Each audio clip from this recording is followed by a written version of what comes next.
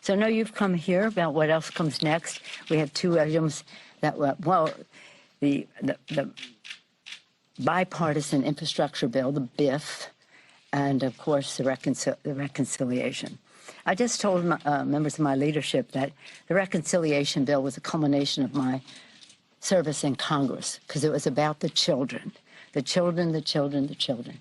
Their health, it's about health, their education, the economic security of their families, a clean, safe environment in which they could thrive, and I guess a world at peace in which they could succeed. This is more about the domestic first poor parts of that.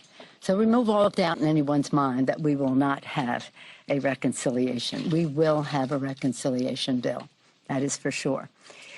Today the question is about, we are proceeding in a very positive way to bring up the bill of the BIF, to do so in a way that can win. And so far, so good for today. It's going in a positive direction.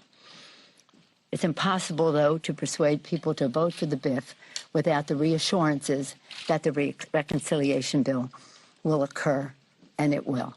And that we cannot, because of rules of the Senate in terms of parliamentarian having to pass on any bill before it comes to the floor and pass on any language, we cannot really guarantee what I'd hoped in terms of having a more legislative form, but nonetheless, the framework that if it's okay with the President of the United States, who has this vision for our country. As I've told you before, he said, I want to work on the bipartisan bill for infrastructure, but I will not confine my vision for America to what is in there. We have to build back better, and to do so in a way that honors our climate goals, honoring our responsibility to our children to convey this planet in a responsible way. That does so, that respects the needs of, the opportunities for working families with issues. It's all jobs, green technology, jobs for women in the workplace, dads who may need home help.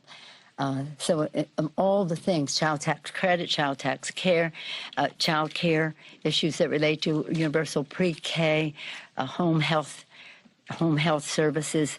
If you have a senior or person with disabilities in your home, some of you know this, you've heard it every time you come here, but I just want to make sure that it is reinforced as to why this is important, because it's jobs for women, it's jobs for people who have been previously underrepresented. Build back better. So when you build the infrastructure of America, you're doing so with a workforce that has workforce development, can be involved in those decisions. And it has a justice to it that the president has insisted upon, that we're not building in ways in the past that have separated communities and perpetuated environmental injustice, but instead build back better with justice.